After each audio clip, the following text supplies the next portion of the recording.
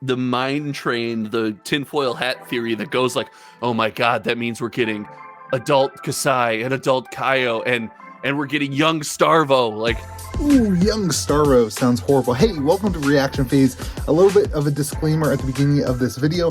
We did not know about the banned and restricted announcement that came out a couple hours after we recorded this episode. So the banned and restricted announcement conversation in this episode is kind of a thought of what we anticipate seeing. Obviously, we all know that the banned and restricted announcement has been announced.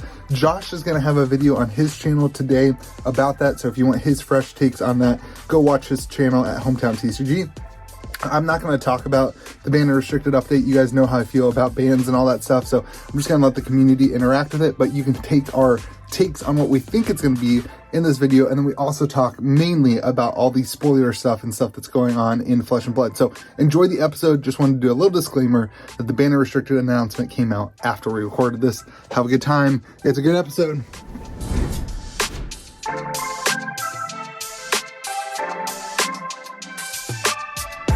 Still not sick. Welcome to Reaction Phase, everyone. Go ahead, say your line. You just wanted to say it. I did. It's the best podcast on this channel that's actually recorded the week it comes out. Wow.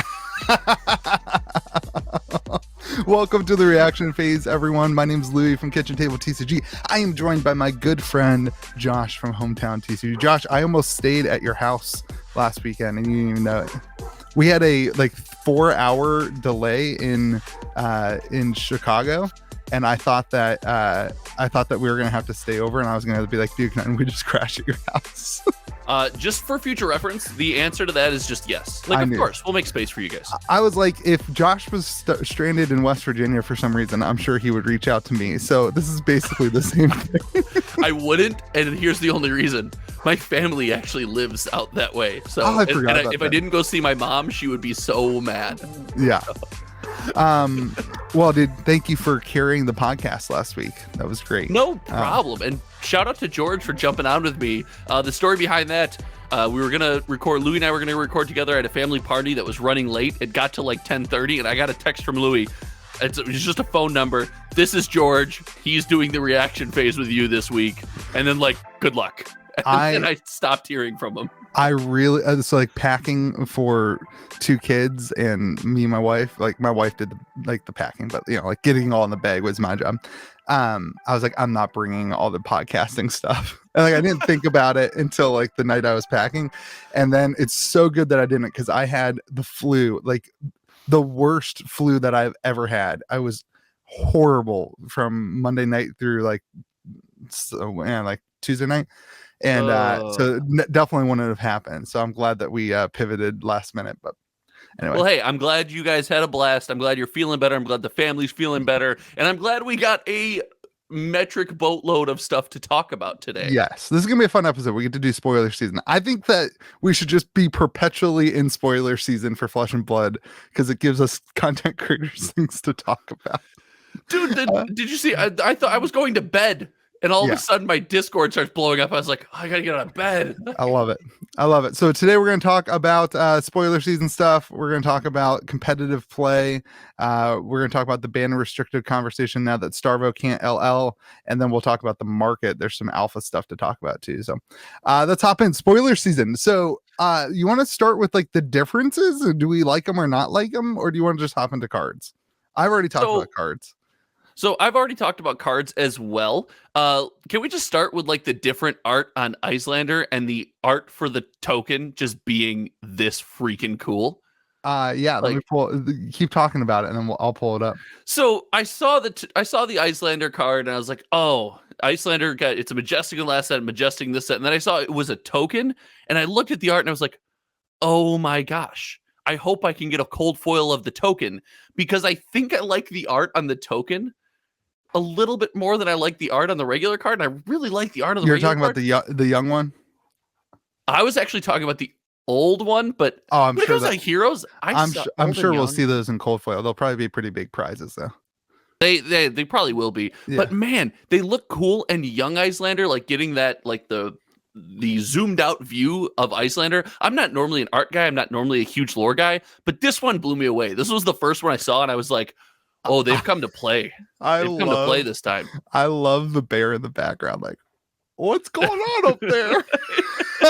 I love it so much. That was me the night spoilers dropped in bed. Like, what's going on up there? What's happening? Could you imagine how much worse that artwork is without the bear? Like in my imagination, the art development, like Alexander comes up with this artwork and it's just Icelander with nothing in the background, and Sam Yang's like, "Hey, why don't you like throw a bear back there?" That's like, what the heck's going on? It's like waking up from its hibernation. It's like, oh. I don't like to think the bear is thinking what's going on. I like to think the bear is scratching itself against that giant tree back there. It's like really just getting a nice little rub going on. Like there's a battle going on and this bear just can't be bothered. Like, okay, hold on, guys. I got an itch. That's hilarious. Yeah. So Icelander as a hero, are you surprised to see it like, next set? Did this surprise you? Yeah, 100%. The whole adult Icelander surprised me. And then the mind train, the tinfoil hat theory that goes like, oh my God, that means we're getting adult Kasai and adult Kaio and we're getting young Starvo. Like the whole like like don't.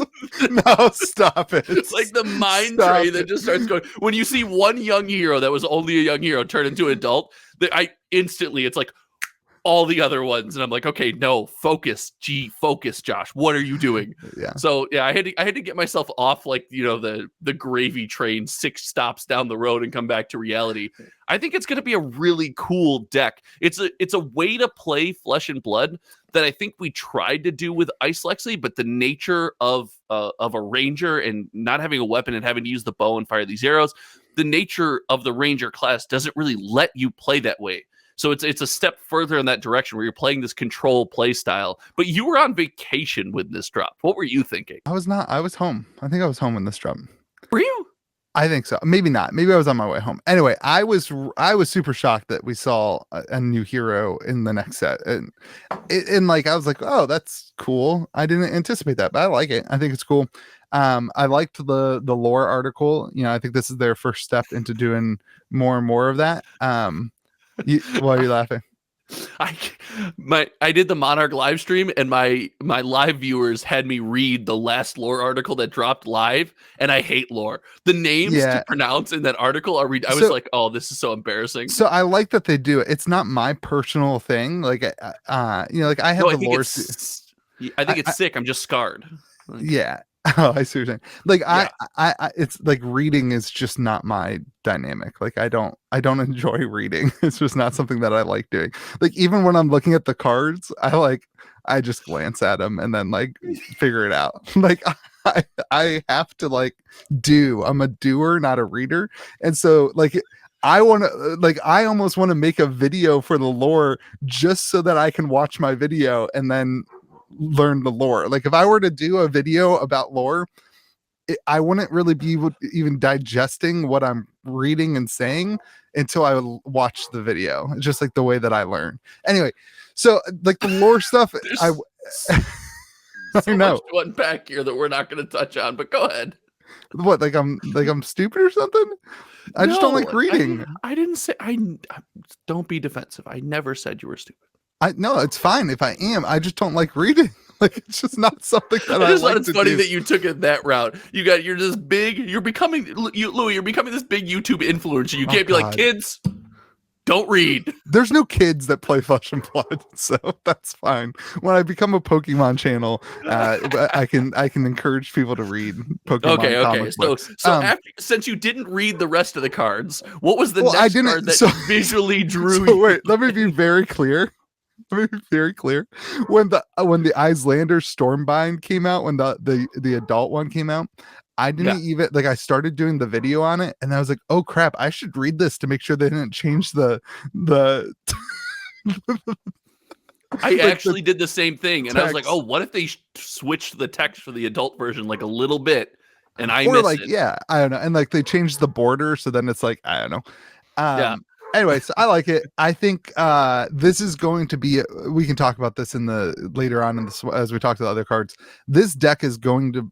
You're going to hear people in the comment section say that this is going to be oppressive, and I think that there is a very fine line that I hope that LSS has balanced where a deck like this can be really really hard in a meta to encourage people to be excited to play.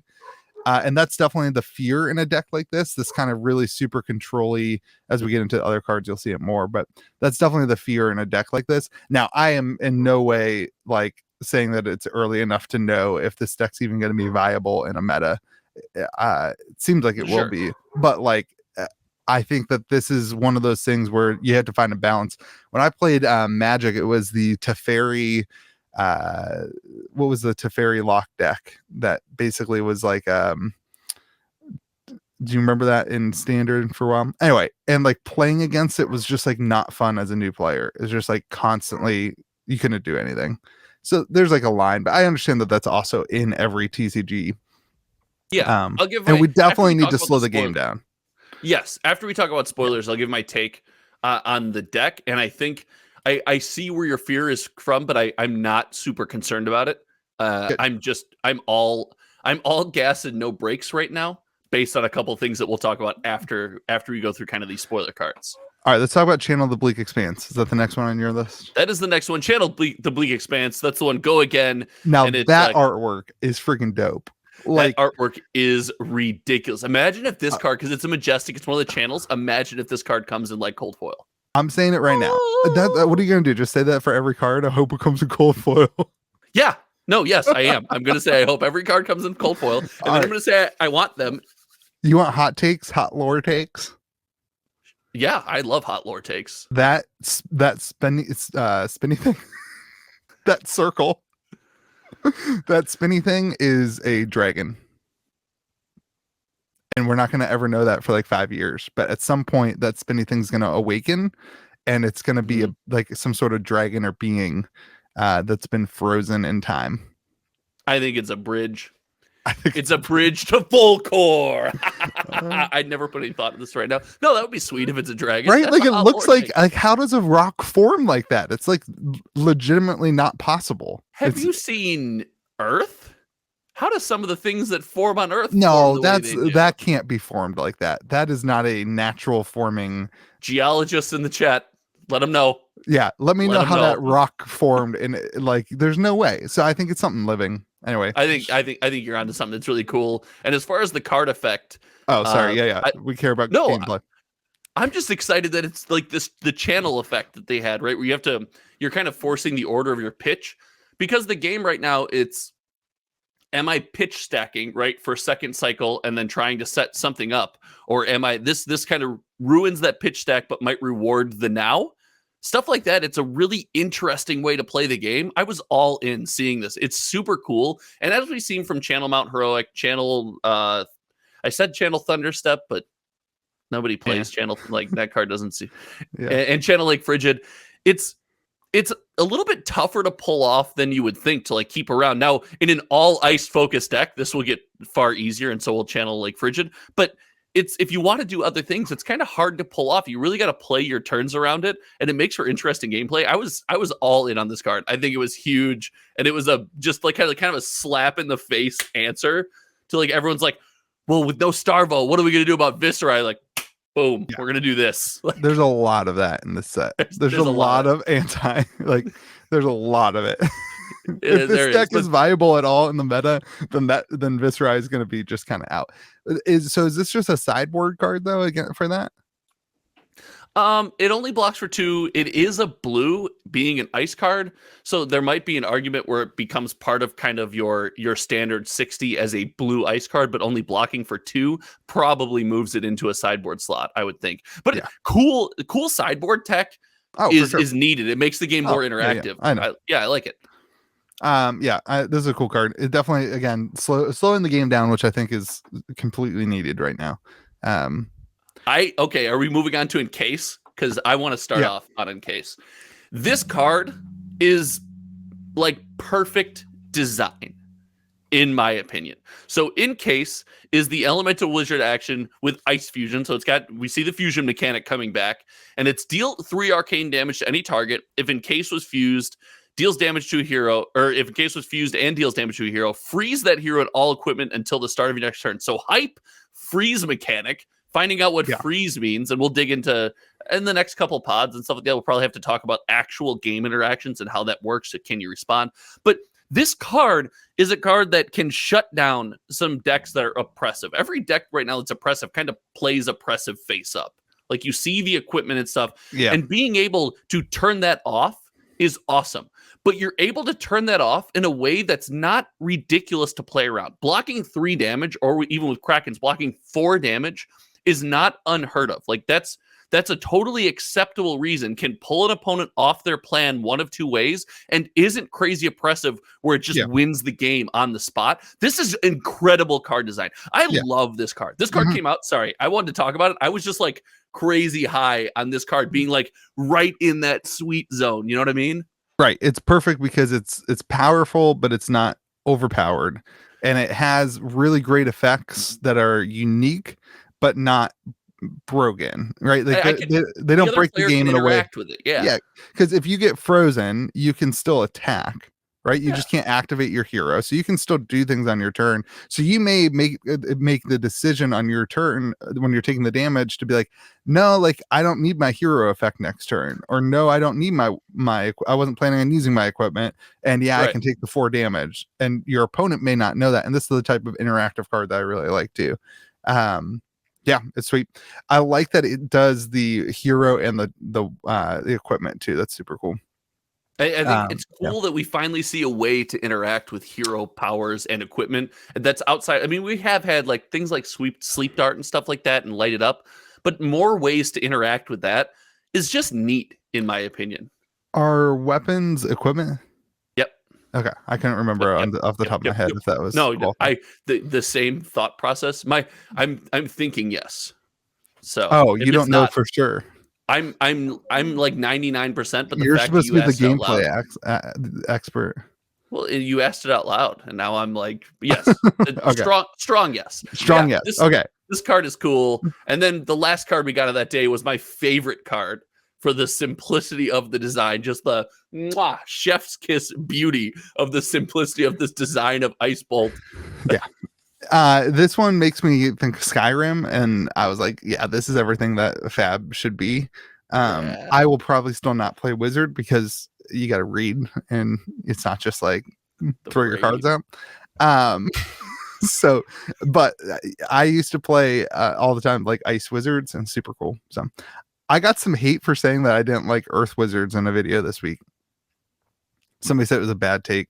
I said Earth Wizards are the worst types of wizards. Like between like lightning and ice and fire and then earth, it's like I don't know. Yeah, earth. So if there's a wind wizard, I would take earth over wind. Yeah, earth feels like this shaman that's like building these earth spikes and like throwing earth spikes at you and manipulating the ground. And I'm into that. I'm earth over wind for sure. But out of the ones you just named, wind destroys earth 100 times. Out of 100. Wind keeps battering the earth, and yet it's still here. It's still here. I'm just saying. The earth is doing flying. Spoiler alert, doing this podcast from Earth. With wind. Maybe they're friends. Okay. This is a cool card. I mean, it's blue not blocks for 3. Yeah, fun. Yeah, there's not a whole lot to talk about. I love that freaking card. Day 2. Okay, let's hop in. Ice Eternal, is that the next one? Mm-hmm. That's the next one, Mom. So we get 2 Icelander specializations. That's cool. This is the first one that was revealed. She looks freaking crazy in this one. Like, what a freaking beast! Like, and we see. Look at the outfit change. This is Everfest outfit. I'm showing the regular Icelander who looks like a normal person that you'd want to hang out and talk to, and then when you see her here, you're like, oh, maybe not. Like, maybe I don't want to be friends with her. Sorry. I got the name of the dog wrong, okay? I'm sorry. You don't know that backstory. We had a neighbor that every time you call their dog the wrong name, it's like, it seems like they get really mad at you. You're like, I don't know the name of your dog. Like, I'm sorry. What do you want from me? All right. So this is an XX cost. So like Sonata. This is, oh gosh, I just made that connection. Dang it.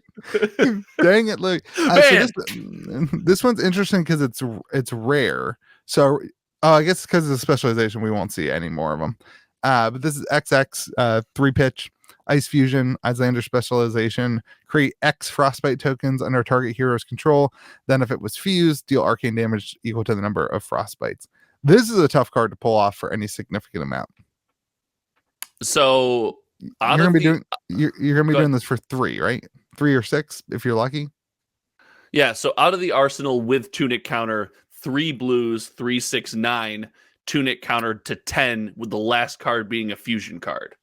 Right. That's pretty so good. For 5, which, but that's, again, we're talking best case scenario. But in a deck that runs a lot of blues, doesn't seem that ridiculous to set up. And again, that sweet spot of card design where it's coming in for 5, doing 5, shuts off an entire turn. But the damage that it shuts off, you can then turn around, prevent that damage, just pass the turn with the Frostbites and move on. Right. Yeah. It's that sweet spot with card design. But yeah, it's most of the time probably not 5. I'm with you. Most of the time, probably 3. Yeah, most of the time you're gonna get this off for like probably X is 2, right? You're gonna pitch 3, maybe X is 3 if you pitch 2 blues. I was thinking X is 2 if you use your Tunic. I think the sweet spot you're looking for is X is 3. Yeah.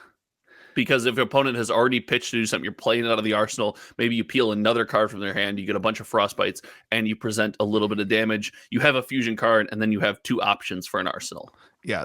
Do you ever want to play this without fusing? Like, can you see a like extreme lockdown deck happening where you're just like, I don't care about the fusion, I just want as many Frostbite tokens so they can't do anything? Is that going to happen?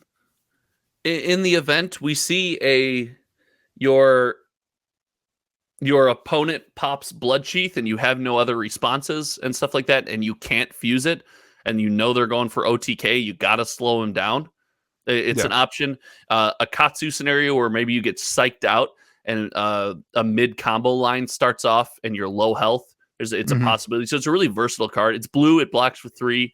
I think this will get played without being fused from time to time because of the versatility, creating that Frostbite and not doing the damage. And especially if the game is close, often you're like, I could use this card to block for 3, but making these 3 Frostbites prevents 6 damage because my opponent can't do the next 2 attacks, right? So I don't know. That's an interesting concept. Wow, look at you coming with the deep takes. I don't know. Again, it's amazing. It's almost like I actually play the game. No, but you don't read. It wasn't the play the game comment. It's you don't read commented. I read. I just talk about. I just talk myself down so that when I say something, it makes me sound better. Low expectations, medium level of content, and some people might like you. You know what I mean? Why do you got to talk? Why do you got to like lay this podcast out for everybody? Right? I'm terrified of this artwork. This gives me nightmares. It makes me think she's not as nice of a person that I thought she was the good guy, but maybe she's the bad guy. Look at her original token. She is like powered up and ready to go, glowing and like Super Saiyan. I'm just saying, like, this would make me not be friends with her anymore. I don't think you should be friends with her. She's going to freeze you. Like, what do you mean? All right. Next card. Icebind? What do you got? Icebind?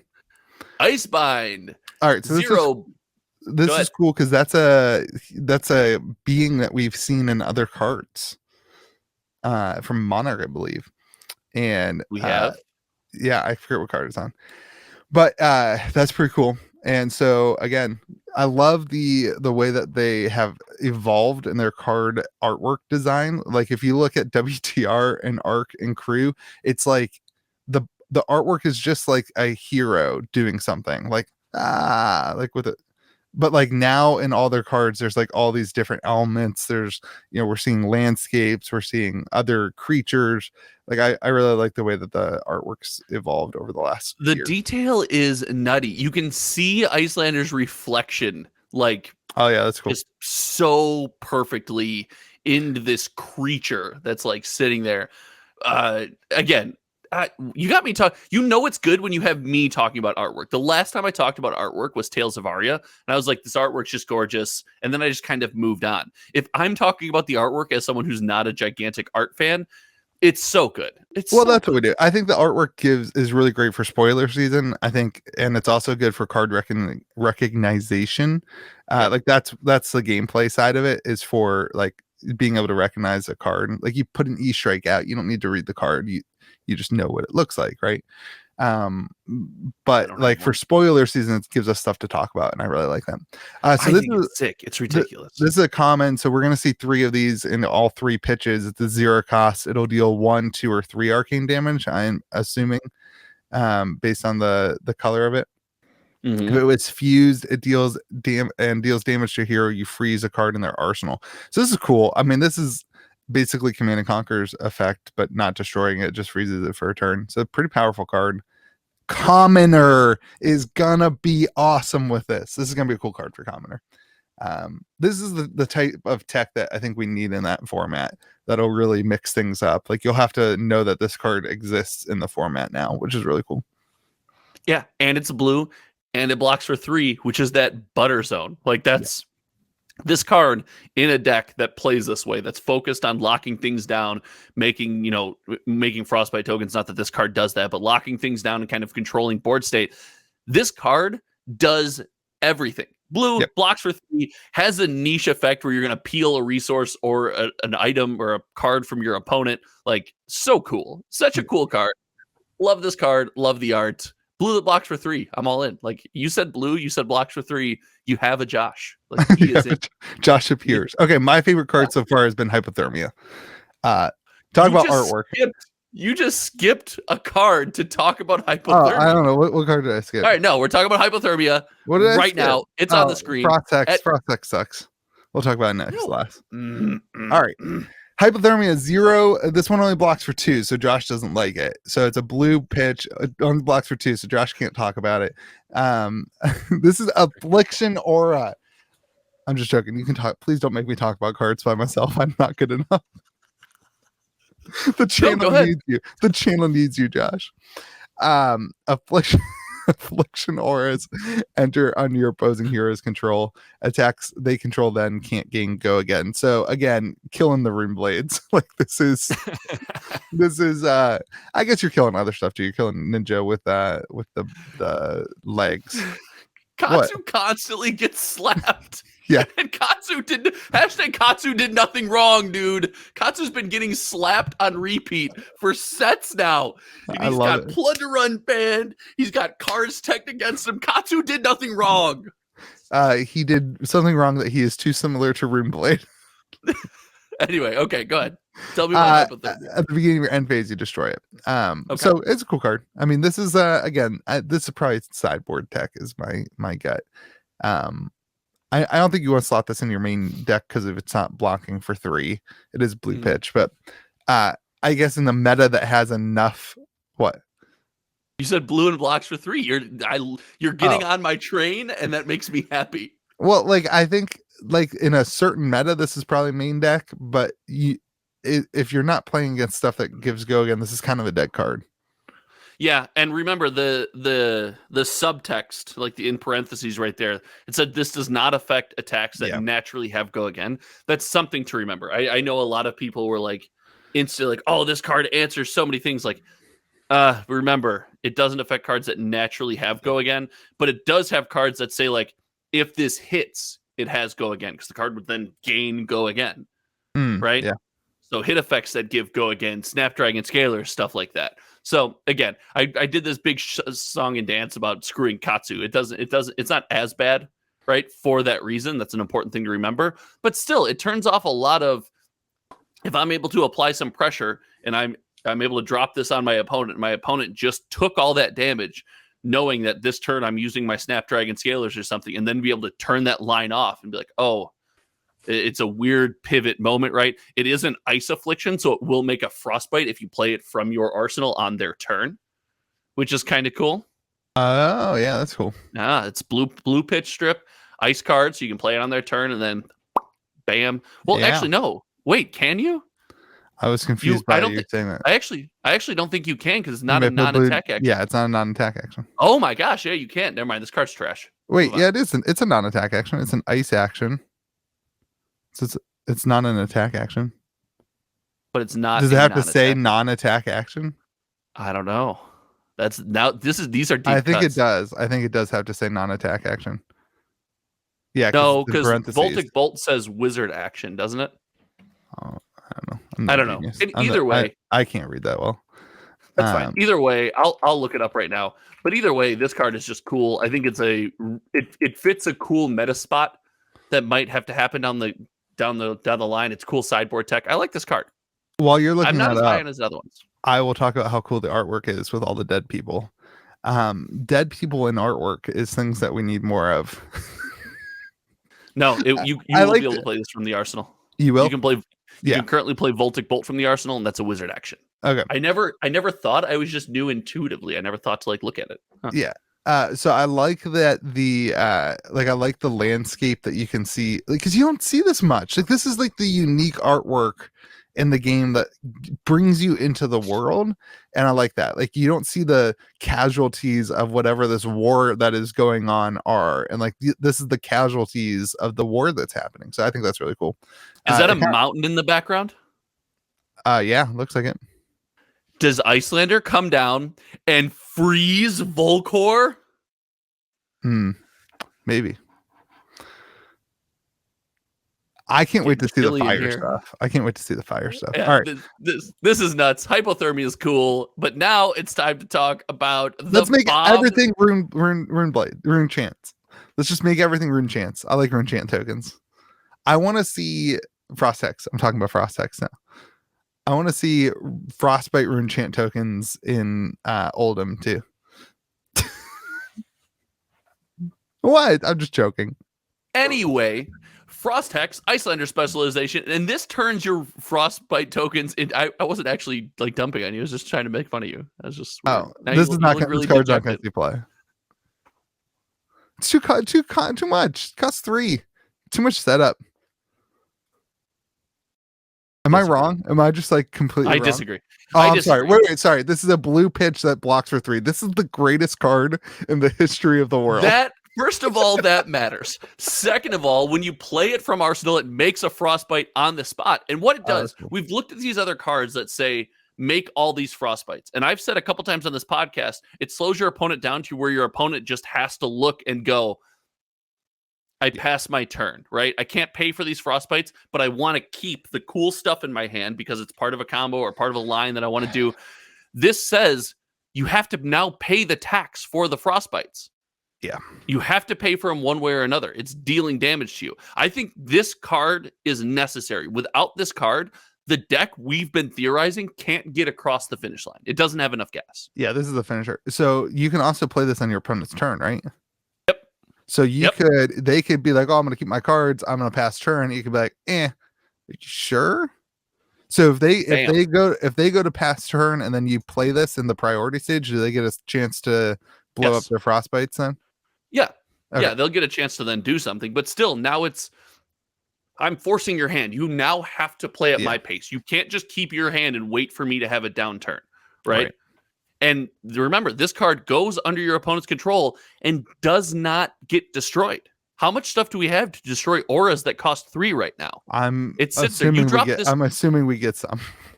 But if you drop this turn 0 on your opponent's dome, the whole game, that tax becomes a thing. It's just another thing your opponent has to play around. And if you are that control deck where you're trying to control the battle state, you're trying to control how the game flows, this at least rewards you for doing so. Yeah. Right? This card is hype. You're so wrong. This card is hype. I think I am wrong. I don't think I realized that it stayed there. I don't think I put that together. Like, I don't think that was like a complete thought for me.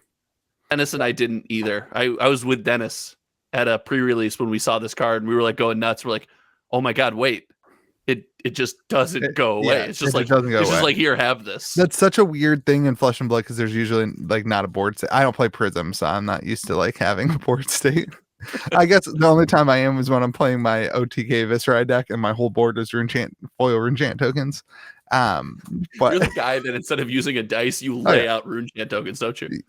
Yeah. How many do I have? 1, 2, 3. 4, no, I put them in stacks of 5, so you can count them easily. Oh, That's the homie. I'm kind. At least when I'm flexing my foil rune chant. Well, they used to be a flex, but when I'm flexing my foil rune chants, at least I'm kind for it while I'm doing. Wow, you really loved crew. Dude, and I opened really so loved much crew. I opened so much crew. All right, cool. So all that together, I want to hear all that thoughts. together. I love the direction that it's going. It can, sure, if we get some crazy stuff that we haven't said yet or seen yet, this deck can become powerful. But I think that not only can you play around it, you can beat this deck, because the deck, just like Wizard right now, does not get rewarded for running efficient blocks. That's why blues that block for 3 are so important. That's why I've hampered on it so hard. It doesn't get rewarded as well for running and arsenaling defense reaction cards, right? Yeah. Because you want to be able to activate, you essentially blank your hero's power. So with that being said, unless barring something that we haven't seen that's just ridiculous, I think this deck slots in. It does a lot of what the meta wants to do, but I have a fear, and I think LSS hit this out of the park. I've loved spoiler season. My fear is with us, with the community, because this deck is going to fall under everyone's favorite catchphrase: not fun to play against. And when it's not fun to play against, if it's not fun to play against and it wins an event, right? We're going to hear a lot of people being like, this deck needs to be banned. This needs to be banned. This needs to be banned. It's not fun to play against. How am I supposed to play this? How am I supposed to play this? We can't have it all, right? Sometimes if we want a wide meta and a wide selection of decks to be played, some are going to be not as fun to play against, and you kind of got to trudge through the mud. That's my fear. I think I agree, but I think this is a fine line. And this is where we don't know that they've crossed the line. They could have hit the line perfectly on the head. I don't think they crossed. I don't know why. I don't know why you're crossed the line with what we've seen. I don't know why you're hitting lines on the head, but like there's a line, and we need something like this in the meta. Like we need something to control these kind of super decks that are going around. The issue is super decks. I like that. The issue is if we go too far over that and it becomes oppressive, that's when I think there is an issue. But I don't think that we are anywhere. I don't think anybody can tell that based on the cards that are spoiled right now. I don't think, based on what's spoiled, I don't think we've approached oppressive. I think we've approached really, really cool. It's kind of like Kano. Kano and CC is super cool, but right. I mean, this could end up being Kano and CC, where it can't even really be viable. It 100% could. You slow your opponent down for like 20 minutes, and then you just can't get across the finish line and just get beat on. That is my biggest concern. Like I built Oldhim and played Oldhim. I was like, oh, this is not the way that I should play the game. This is not made for Louis. And that's fine. Like I just didn't like it. I don't like that. That's why there's so many heroes out there. You just pick something else. Yeah. Fitzroy. So like okay, I think we're in agreement though. I don't think they went across the line. I think this is a good sweet spot. I just caution our community I don't think we not know. to like. I don't think based on what we've seen. Yes, I think there is a line for decks like this. Like I think the Teferi deck I was talking about crossed the line for Magic, and a lot of people agree. You're with correct. Me. Like You're correct. That deck sucked. It wasn't fun to play. It ruined my local Friday Night Magic. It was like everybody was playing that or they were losing, and so it's just I hope that's the only fear I have with this new style. But I think we still need that new style of deck in the meta. So we need to try it. A deck like this will always be in my opinion, will always be underpowered, but will always have avenues where good players can outplay their opponent, especially a deck that can play at instant speed like this, right? Yeah. Can know when and how and with what to react, and it will reward an opponent who really knows the deck in the matchup versus someone who pulls a list off FABTCG and just tries to play it and then plays everything possible all the time, right? It's going to be an interesting play style. I was hyped. I got out of bed for this, man. I was going to sleep. It was great. And then my Discord's blowing up. The page was like, have you seen this? I was like, what do you mean? Have you seen? Oh my God. I rolled my eye, kissed my eye. I was like, I got to get up. I'm sorry. She's like, what? Classic. Classic content creator problem. No, dude, it was great. I had a blast. It was so much fun. All right, let's move on to competitive play because Starvo cannot hit LL. Well, it can't hit LL, and we thought like these cards right here could be an answer not before the announcement, right? Yeah. And we thought like, hey, this card could be an answer to Starvo, an answer to Viserai, but in the same weekend, it was like, well, Starvo not hitting LL, so might also have to answer Starvo, but we got the BNR announcement looming, might not, and we had some callings going on. So where do you want to start? We got a lot to break down here. Let's just hop into what happened with Starvo. It did not win the battle hardened, but it did win because of a DQ.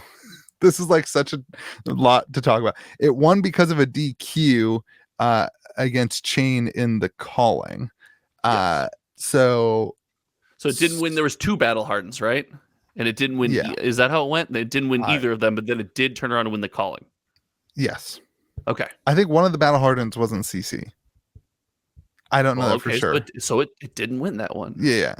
But long story short, I think the total number of points it can get is like 997 or 977 or something like that. It's like 30 points away.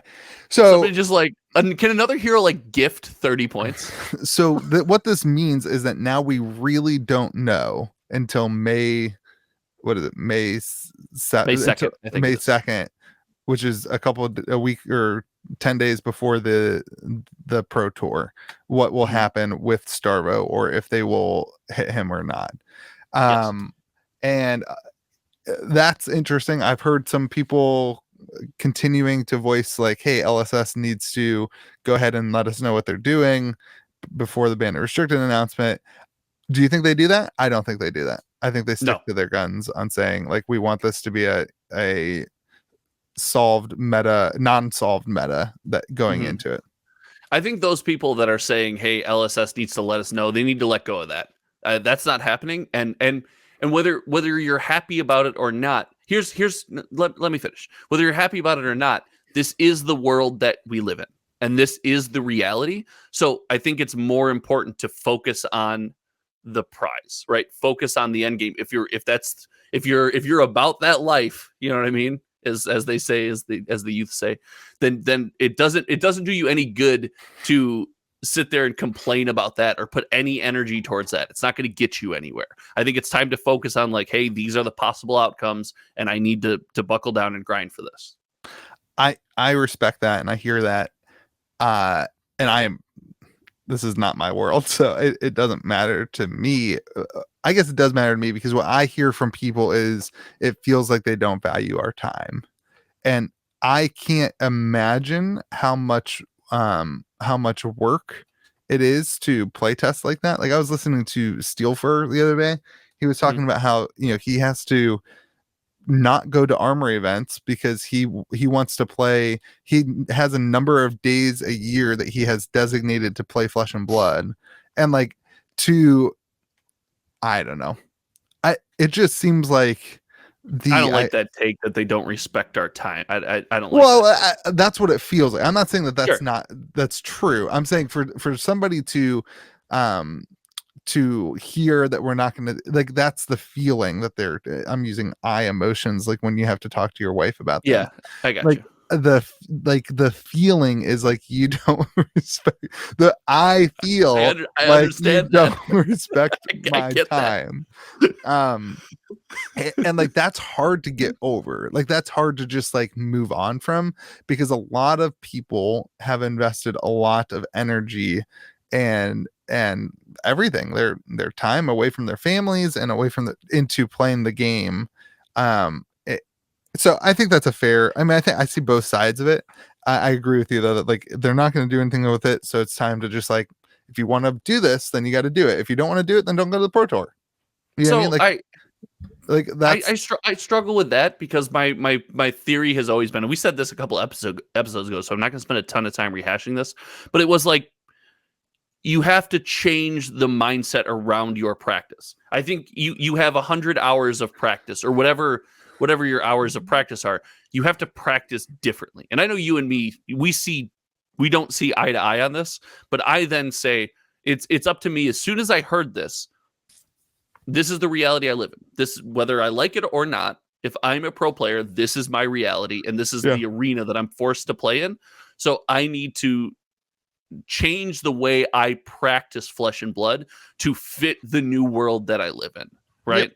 And I think that's important. And I know of a couple teams like the Ascent guys have changed the way that they have prepped for the Pro Tour because they're like, hey, listen, whether we like it or not, this is it. So we got to go from there, right? Yeah. This will weed people out of being hardcore. This will weed people from hardcore to I'm going to go to the Pro Tour and hope I win. That's what it'll end up doing, and Isn't that's fine here though, because it's the freaking Pro Tour. So I'm normally all for like, hey, I want anyone to be able to go. Anyone should be able to go to a Pro Quest, right? If you're on a pro, if you're going, or if you want to play in the Pro Tour, you should be able to go to a Pro Quest. You should be able to go to an army. You should be able to go to a skirmish, right? Anyone should be able to win an armory. It's Blitz, so anyone can win a skirmish. Like you never know what's gonna happen. But then as soon as you get higher levels, did you hear people are gonna be rewarded for practice. The winner of the calling in that was Blitz. The first thing he said in the interview was Mr. I's super overpowered. Yeah, I did. It's like Mr. I's busted. It's like, oh god, that's not good.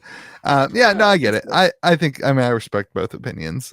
I always go towards the I just always gravitate towards the opinion of like respecting.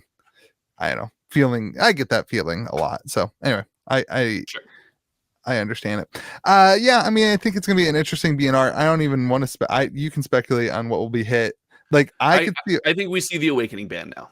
I'm very firm on the that's it because Starvo didn't hit Living Legend.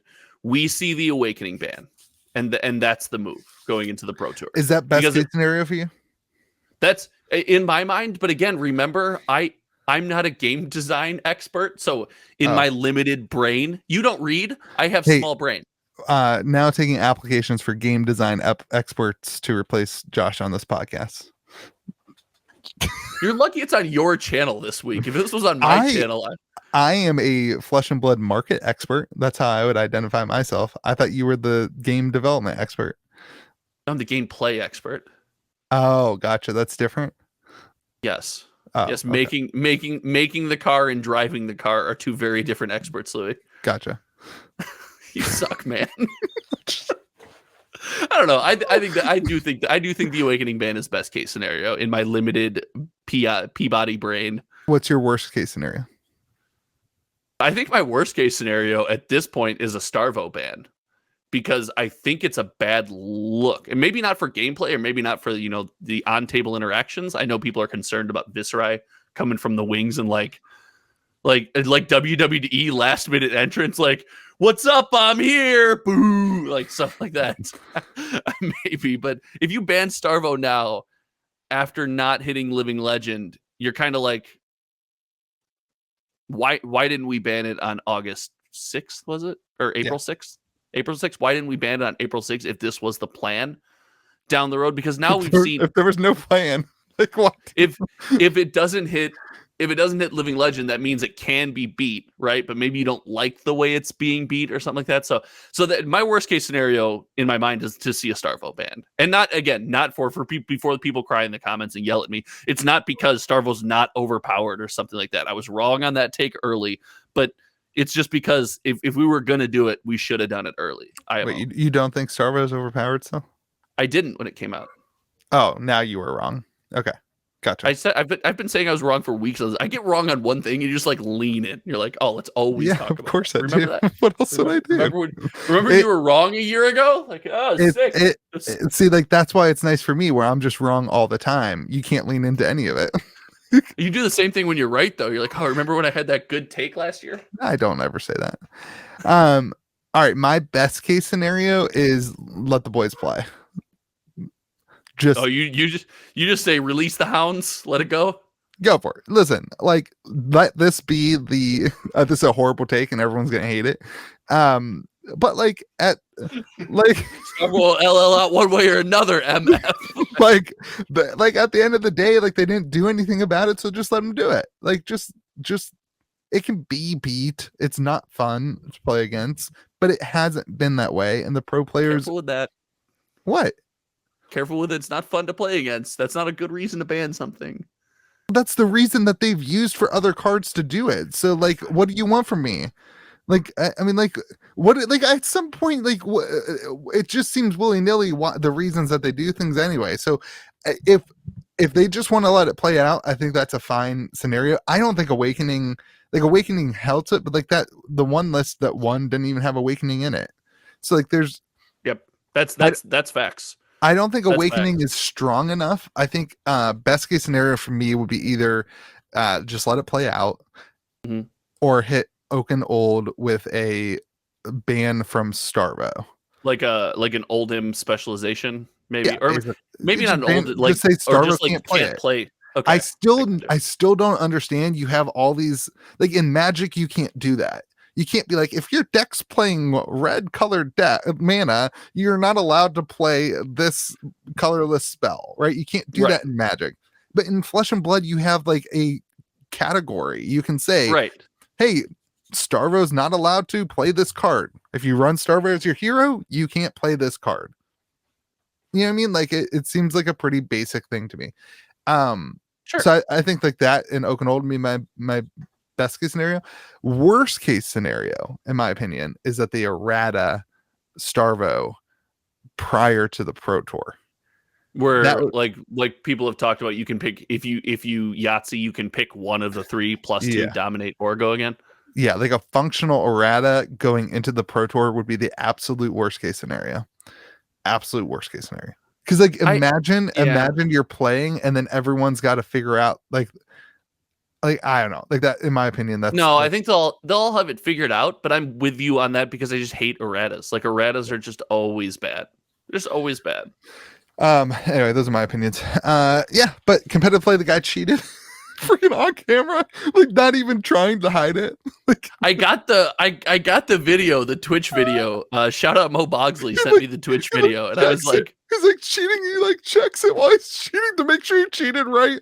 I was like, you're bad at cheating. Why are you cheating?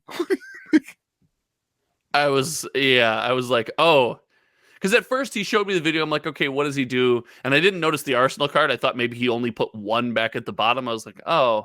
And then I rewatched it. I'm like, oh no. On the finals, and like the worst case for that is like, imagine all the people who played against him.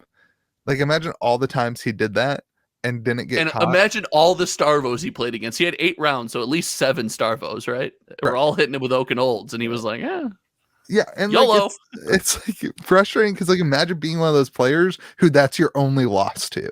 Like there's somebody, I don't know this for sure, but I'm sure there's, I'm not sure about this. Imagine that there's somebody that was undefeated other than the 1 round they played against that guy, and now you're like, well, come on, like, can we just take it all? Bump me up, bump me up, bump me up, come on. Bump me up. This is why you always got to watch your opponent. Oh, that's so. I don't do that. I don't do that. I don't either. I don't either. I can't even play the game myself. But like, I'm the guy at callings that's letting people take stuff back. There was like, for sure, someone will say like, oh, I could have done this better. I'll be like, do you want to take it back? Like, do you want to? I'm cool with it either way. Like, and then I'm also the person not putting my name on deck lists. So I play callings much differently than most people. For the record, anonymously.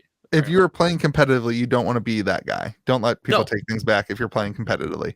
No, we don't play competitively. That's on our. That's on my. No, if I were to day 2 a calling, I would probably have to turn on that switch. I have it in me. I have done it before. Yeah. It's not the way I like to enjoy Flesh and Blood. It's not the way I like to portray hometown TCG either. It's I like this environment that feels very welcoming, and the interaction and playing the game with people is often more important than the win. But I know I have it in me where, again, day 2 at a calling, something like that, it's not more important than the win. The win is more important. That's what everyone here wants. My opponent wants that high level game. They want that experience. So I owe it to myself and to them to give that to them. But in this case, you can't just, I don't care what kind of environment it is, Armory, kitchen table, the finals at a freaking calling. You can't do this No. on camera. Like, what are you doing? There's a camera. And I've been at that table. The camera's very apparent. Like, you do not miss that camera. And you're like, hold on, let me just check this one. Make sure I cheated right. You're George fingering it. Anyway, or what else did we want to talk about here? Because we talked about the BNR. I have one thing to talk about. There is a charity pro tour around by me, and I'd love to be able to mention it if you don't mind. Hype it up, baby. Pump your stuff. Dude, subscribe to Hometown TCG. No, it's not about that. This is bigger than that. There's a pro tour out by me that's supporting the Lang family, and it's supporting the Rain. I believe it's the Rain Foundation. I hope I get that right. If not, I'm going to do a video about it over on the channel. And it's a 96-person Pete, what is it? ProQuest? ProQuest. It's a 96-person ProQuest with a live, like, silent auction. They're auctioning off a signed lore book and all proceeds from the ProQuest. Everything you do, from signing up to playing at the auction to buying things there, everything is going to charity, and it directly affects the Lang family. And they're really good people. They're awesome members of the community. They're great to our locals. They're nice and just giving stuff away at all these events. And they suffered, they're going through some hard times and some stuff happened. And I just want to say, this is an awesome experience. It's a great time for the community to come together and just band around its players, around its community. So go check that out. I'll have information for it on future videos, links to sign up for and stuff like this. And I'll be donating stuff to this. So just make sure, guys, check this out. It's an awesome experience. And again, I love our community, and it's just a cool experience and cool time for us to come together. This is in Chicago. And Yes. if you're not in Chicago and you can't travel, is there any way that people can get in contact if they want to help out? Absolutely. I will on my channel, obviously, I'll put contact information. Yeah. You can comment on this video and I'll pin it too. Oh, perfect. I'll put a pinned comment on this video about ways that you can reach out and who you can reach out to try to make this happen. And again, I think it's just so much bigger than flesh and blood. It's one of the things I love about our community, right? You and me, we make friends. You were going to come stay at my house with your family when you got stuck in an airport, because that's our community, man. So it's a cool time for us to be able to bind together. Yeah. Cool. That's awesome. All right. Anything else for BNR? That's all. We kind of talked about that, right?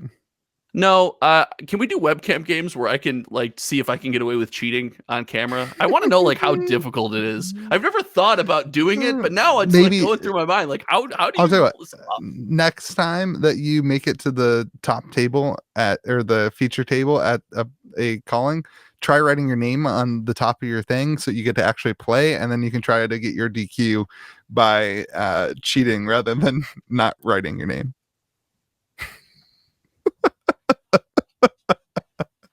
Okay, let's talk about the market. Lots of big things happening this week. I want to hit a non-alpha conversation, then I want to talk about alpha. But this is a good conversation for everyone in the podcast. That was not meant to be such a dig. This is a good conversation for everyone in the podcast. So if you're not in the podcast, get out. I just know every time we talk about alpha and you don't follow those markets. But you do follow the player market, and Islander's release pumped up Storm Striders and even a little bit Metacarpus Node. I think that this is a stupid decision. Can I tell you why? Is Storm Striders really even that good? Storm Striders is incredible. Is it? Okay, I don't play Wizard. That's not even the reason. It's incredible in the way that we play Wizard right now. Right. That was so here's the other thing. At some point, are we gonna see replacements for there's going to be a new legendary for Wizard in the set, the way that the sets are lined up, right? You get a new there's going to be hypothetical. Sorry, we don't know this for sure, but if things in the realm of infinity, right? Flesh and blood exists for years and years and years. It's going to happen. Well, I'm just saying, we know, every other set has had equipment legendaries for the class, right? So, yes. Do you think that we're going to get in a place where you have all of your equipment slots are legendary equipment? So we did this on Tales of Aria release. We played Briar, and we played the all legendary equipment setup: Crown, Tunic, Grasp, Spellbound Creepers. Okay. So we played that setup, And we thought to ourselves, like we were on stream, we were doing a live stream, we thought, wow, this is wild. Like this could be the future of Flesh and Blood, because again, in a realm of infinity, it will happen. And that could be the future of Flesh and Blood, where you have the 4 legendary equipment set up. So I think that that's going to present some big issues for cost barrier to playing competitively. Okay. And I think that LSS probably considers that. If they don't, I think they should consider that. But in my opinion, buying out a card that could easily not even be played is a little bit of a risk. I think like that buyout's super risky because I think we haven't seen all the cards that come. Like, what if we see an Ice Wizard legs? You know what I mean? That's just like a made for. And then additionally, the second risk factor that you're seeing people buy into is that you're going to see a reprint. We know that there's we don't know. There's a 90% chance that there's a reprint of Stormstriders coming like next week. On the horizon, yeah. Not on the horizon. It's coming next week. It's here. And so like I live my life a quarter mile at a time. You know? That buyout, when I saw it, was like, oh my gosh, like people are. So be careful if you're buying cards. This is like a little disclaimer. This has, in my opinion, Silver Palms buyout all over it. The Silver Palms buyout where everybody bought it up to $100 and then it crashed back down to the same $50. Or the Starvo buyout where they got bought out to 275 and it crashed back down. Like this has that written all over it, in my opinion. You made me sad. There's my Silver Palms. This is not financial advice. This is not. I'm going to take you back in my time machine to the way back whens of Tales of Aria. Yeah. The way back whens when we found out there was a ranger in Tales of Aria. And what was bought out, Mr. Captain Louis? Yeah. There's Skullbone Crosswrap. Yeah. And how many Skullbone Crosswraps are being played in Lexi or in any? How many Skullbones Crosswraps are being flipped over on the table right now? Like people just buy whatever the market's buying, and it's controlled by like a group of individuals. Yeah. Anyway, it's dangerous. Don't do it. Happened. This happened before. Everyone said new Ranger, Skullbone Crosswrap, get it on the cheap, sell it high. Spoiler alert. It didn't go down that way. So just be careful. Buyouts with stuff like this. Now, there are certain buyouts that I think are fine specs, but again, it's all going to depend on how this new wizard plays, which we don't have enough information about. Blue Voltic Bolt promos. Like that's a card that seemingly is going to slot into. They're throwing more promos out too. It's not. They're not reprinting promos. It's the same printing. It's just the leftover stock. We're not going to argue about this. I have said since day one, promos aren't investable. I have said that too, and it has driven me nuts. You know what? No, this is the market section, and I have a market take. And gosh darn it, I'm going to give my market take. I have been listening all week to what am I going to do about my promos? What am I going to do this?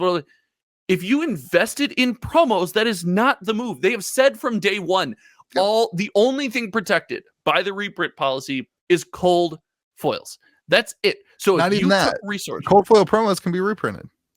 Yes, sir. First edition cold foils out of the box. Yes. Yeah. So if you took that and you invested in armory promos, that from day one they have said we reserve the right to reprint these or re-release these at any time for any reason, and then you say, bah, but they won't. Go and invest in it, and then they do, and you get mad.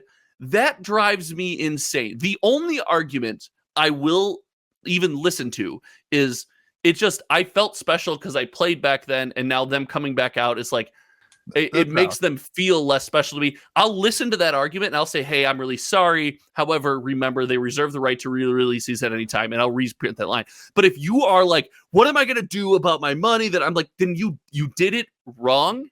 And you need to invest in things that are secured and protected. Listen, sorry, I've been listening to that take all week. I've got a bag of playmats. I have all the playmats. Let's not gloss over this. You keep playmats in a bag? No. I was a joke about like you have a bag. Like, hey, take my bag of like. I thought maybe you had like a little sack. No. Like you're the Santa Claus of playmats. I have all the playmats, and those are about. I mean, those are going to tank. Those are going to take a hit because the market, and it's like you hear me complaining about it. I knew what I got into, and now I won't. Like now, like this is the issue that LSS will have to resolve. Is like now I know that what they're gonna like. Tunic playmat. I bought my Tunic. I traded $650 of sealed Magic product, Dominaria box, blah blah blah, Battle Bond box. Terrible deal, terrible trade because I wanted a Tunic playmat. Then they gave away the Tunic playmat at the Pro Quest, the whatever it was. The blah, blah, blah, blah, blah. And now they're 150, $200. So like it is what it is. I lost.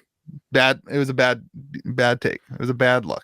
Don't you think this could be a positive if people that were doing this now take those funds and invest them in things that are protected? Now they take this lesson and they're like alpha boxes, which are holding up, and that's a great point. Sorry. That's a great point. Alpha boxes had another who somebody is dumping to Probstein. Do you know what Probstein is? No.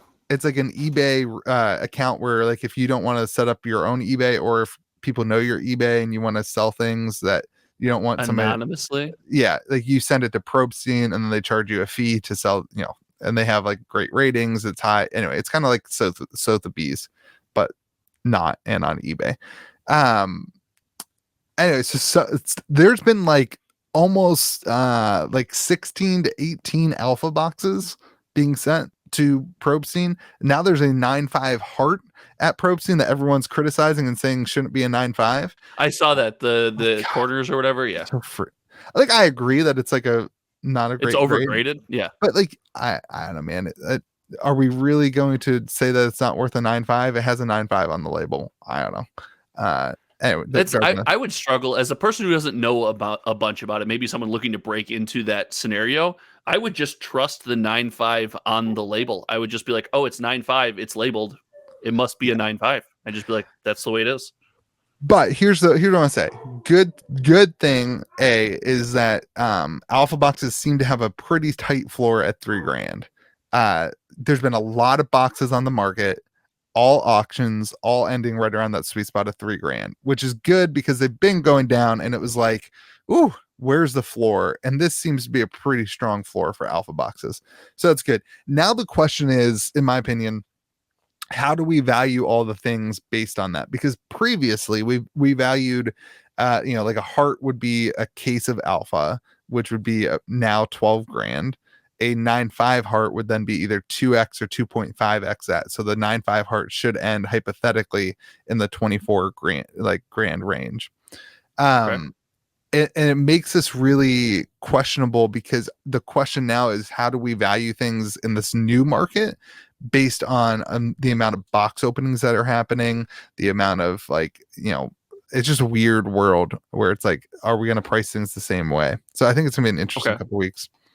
Yeah, there's a lot of opportunity for change here, and volatility can create growth, right? Or it can create opportunity. Instead of calling it tanking, let's call it opportunity. It can create growth, or it can create opportunity. So it's a really unique spot. Creates risk too.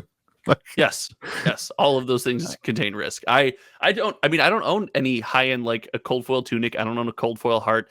I'm not balling out the gym or anything like that. So I get to watch kind of from the sidelines, but it is, it's scary. That's a lot of money you're playing with on a single asset.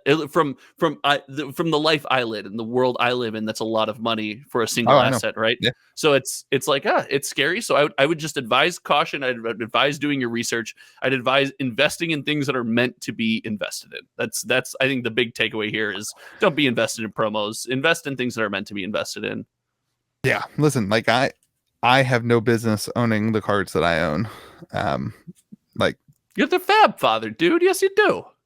The reason I got the heart is 100% pride. Like 100% people were saying that I didn't believe in the game. Oh, that's not pride, Louis. That's bullying. Sorry. I got bullied. I got bullied into bullying. That's cyberbullying. 100% pride. The same, like the reason I bought the eye was to say, listen, I'm all in. And I did a video on it. I said I'm all in, and apparently that wasn't enough for some people and other people. It's not enough for this podcast. You see what I have behind me? You only have an eye and a heart. What is this? So now I have the heart, and it's me saying I'm still all in, baby. Even though I've criticized the game, I'm still all in. I didn't go anywhere. Rudy's like, I'm the only person buying a heart. Rudy, you buying a heart means nothing, Rudy. My heart's in this, Rudy. I don't want to be on screen while you call out Rudy. What is, I love Rudy. I like calling out Rudy. I always wonder if he listens to this podcast. I know he listens to our other podcasts. But you know, that would be sweet. No, this has been an awesome episode. Marketing is going to get crazy. Let's watch over the next couple weeks, and I will lean on you for that 100% because that's kind of what I do. Let's move to the closing crazy comments section. Lewis, no, you're first. You were not here last week. Do you have a closing crazy comment? I don't. I didn't watch you and George, and I didn't read the comments. Sorry. I assume that there's a bunch of George's goat in the comment section. Is that true? Chester Cheetah said, "What the what? My mind is blown. George is on the podcast." I intentionally named the podcast. I forget what I even named it or what the banner said, but it didn't say anything about George being on there. It just said with special guest in all caps or something like that. And then the thumbnail said goat spotting. Nice. So yeah, I didn't tell anyone. So Chester Cheetah, you got to enjoy the surprise. I know I had a lot of people. My phone, when the podcast release blew up, Dennis called me. He's like, "I hate you. How'd you not tell me this was happening?" I was like, "I wanted to surprise you, dude." Why? He's such a celebrity. It makes no sense to me. He is. And it was. I was lucky. I do want to thank him. It's fun. I do want to thank him for being able talking to me and taking the time. Our first conversation was recorded. That's the first time George and I have had a conversation, and it was recorded. Nothing like your friend throwing you up for success. It was fun. I had a blast. So that's my closing crazy comment. Do you something about I think there's got to be a comment about replacing you in here that I could have leaned on, but I can't find it. Yeah. I'm sure that there's a George Goat comment. There's a bunch of them. And I to all of you who leave George Goat in the comment section, and I'm sure you'll do it in this one right now. Does he just message you and ask you to do it? Is that the play? Am I do I need to be messaging people and asking them to call me Goat? It's time for me to come clean, dude. I wanted him to feel comfortable coming back on, so those are all just my burners. Gotcha. Yeah, I'm sorry. Yeah, I need to get some of those. Pump up my comment section. I have a personal YouTube account, and every once in a while, if I think I did a good job on my video, if I think I did a good job, I'll like my own video because I'm like, you know what, Josh, you earned this. Boop. That's how I started my channel. Every video, if you go back to early Kitchen Table TCG videos, early, I'm talking before 200 subs, I would always be the first comment, and I would always like it. And then you could start seeing it, connecting it to Rudy's algorithm, because I used to watch. I would then watch all the Rudy video on. Anyway, so that's the secret to starting a failing YouTube channel. He doesn't read, ladies and gentlemen, but his brain is huge. That's the secret to starting a mediocre YouTube channel that can't get to 7,000 subscribers. Soft burning my YouTube channel. Nice way to end the podcast. Mediocre yet still not as large. Okay. Anyway, this has been an awesome episode of The Reaction Phase. You have to go do stuff with family. I have to go do stuff with family. Yeah, I'm glad we got a chance to chat. Hey, thanks for hanging out. It was fun. People watching, thank you for being here. Hit the like and subscribe and the comment button, and then type some stuff. And thank you for being here. We appreciate you. And go subscribe to Josh's channel and go to the event if you're in Chicago. We'll pin that comment. Josh, keep being you, buddy. You keep being you, buddy. I'm glad to have you home. Yeah. Hey, be kind to the people around you. Goodbye, everyone.